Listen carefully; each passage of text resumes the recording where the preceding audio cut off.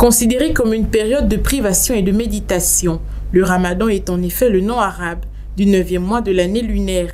C'est au cours de la 27e nuit de cette saison que le prophète aurait reçu la révélation du Coran de la part d'un ange. Depuis lors, au cours de ce mois, les fidèles doivent s'abstenir de manger, de boire, de fumer et d'avoir des relations intimes du lever du soleil à son coucher. Le mois de carême, c'est très important pour les musulmans. C'est Dieu même qui a donné le carême.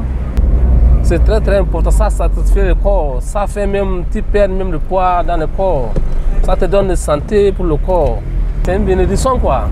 En effet, cette période de privation et de méditation pour les fidèles de la religion de l'islam représente le moyen par lequel ce peuple se rapproche de leur Créateur en maintenant leur chair dans l'abstinence de tous ces plaisirs auxquels elle est habituée durant les 11 autres mois de l'année.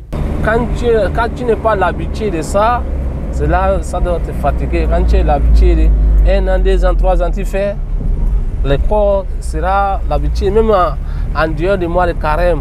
Moi, on est toujours, on fait le carême 2 jours par semaine, 1 jour par semaine.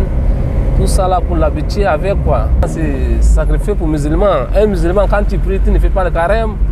C'est comme il y a encore quelque chose, c'est ce qui doit te manquer encore toujours quoi. Il s'est donc de rappeler qu'en dehors du jeûne, qui est un exercice spirituel et une mise en condition dont le but est d'aboutir à la réflexion intérieure et la dévotion envers Dieu, Allah, cette période représente également le mois de la patience dont la récompense n'est autre que le paradis.